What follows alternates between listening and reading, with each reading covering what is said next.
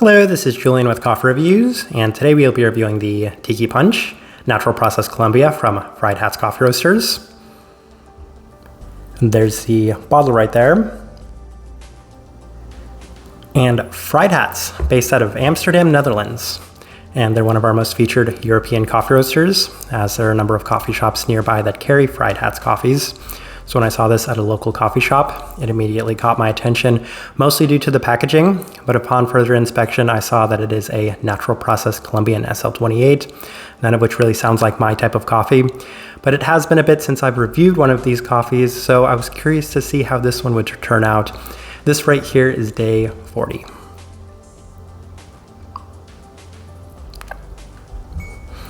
And no recipe for this one, as my preferred brew method for it was the automatic coffee maker, but the roast profile is always going to be a little bit more difficult to tell when it comes to these more heavily processed coffees. Friedhats as a whole does roast on the lighter side of things relative to a lot of roasters. However, this one they only offered in an omni roast, which would suggest that they pushed it a little bit further into development. And while you can tell that this coffee is still somewhat light, it definitely has a little bit more of those characteristics to it. So hopefully that does give you a good idea of where this coffee is. But with that out of the way, let's go ahead and start discussing the coffee.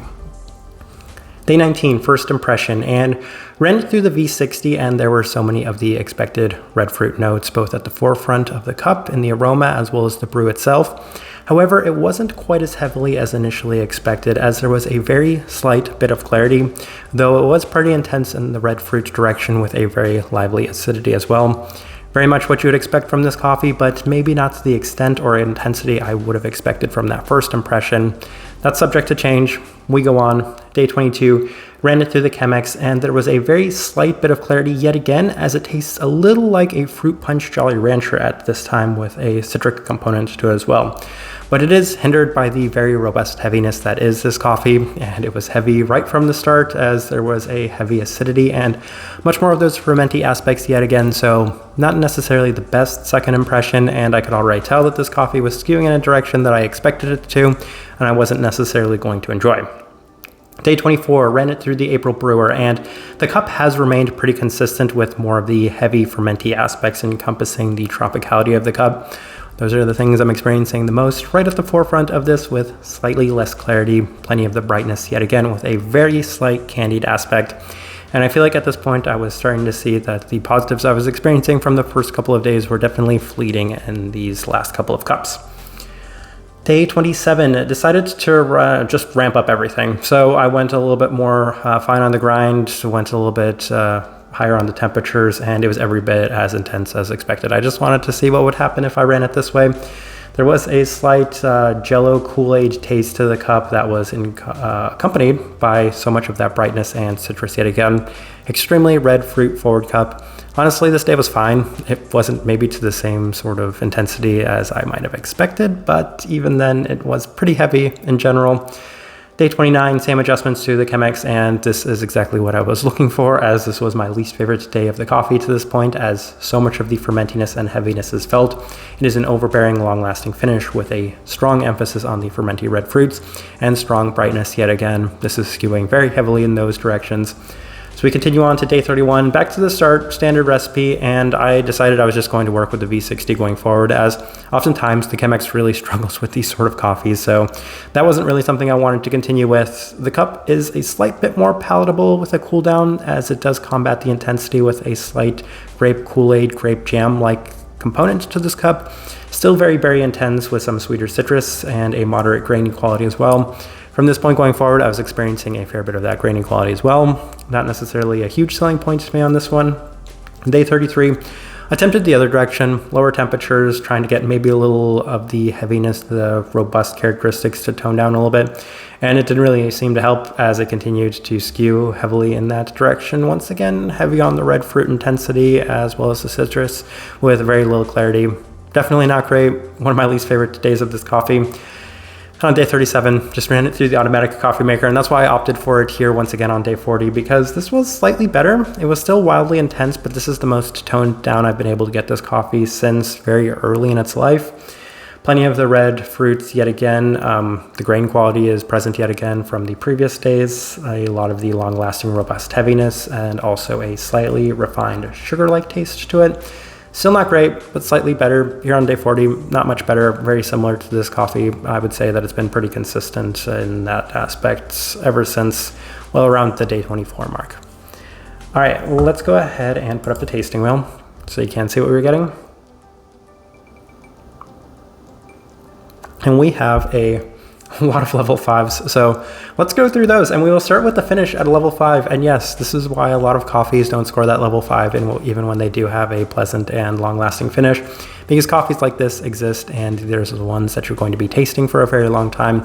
Every time I brew this coffee, I can smell it for a very long time, as it has a very long-lasting aroma that is present for an extended period of time.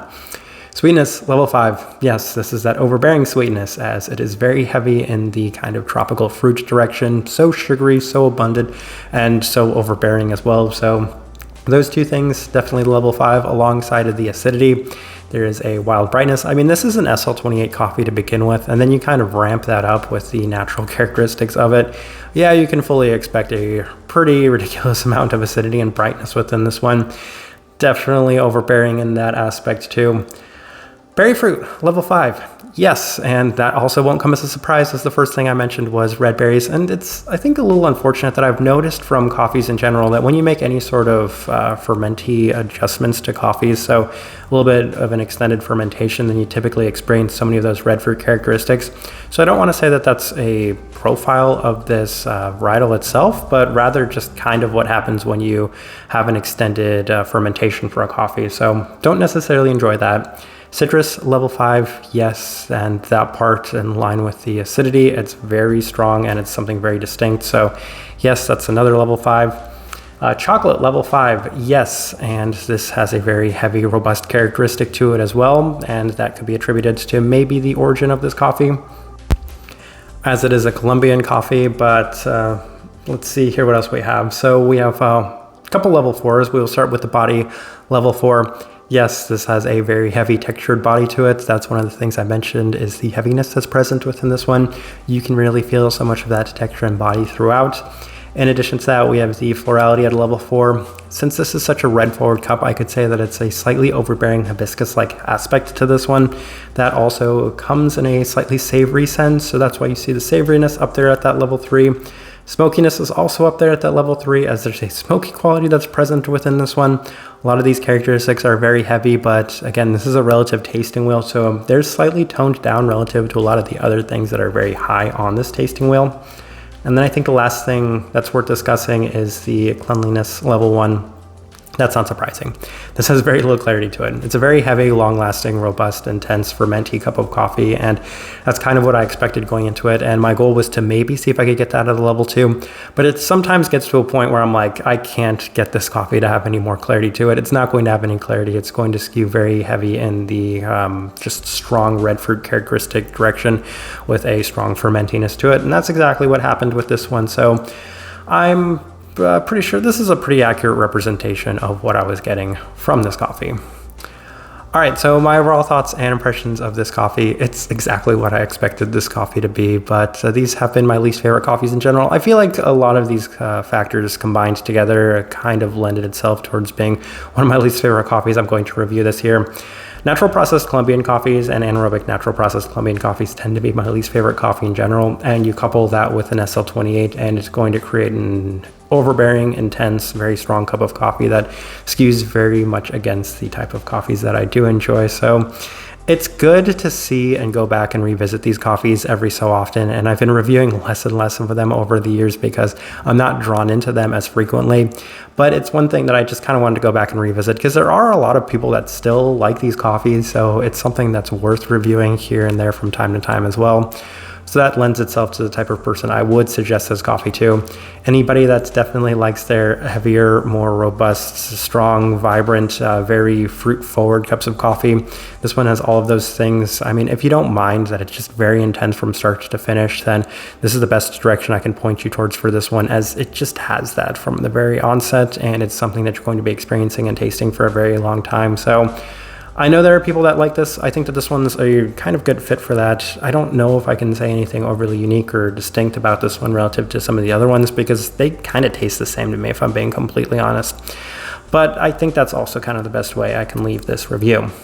If you've by chance had an opportunity to try this coffee, I'd love to know your thoughts and impressions of it as well. If you're enjoying the content, give this video a like, subscribe if you're not already subscribed. This right here has been a review of the Tiki Punch, Natural Process Colombia from Friedhats Coffee Roasters. Thank you for watching.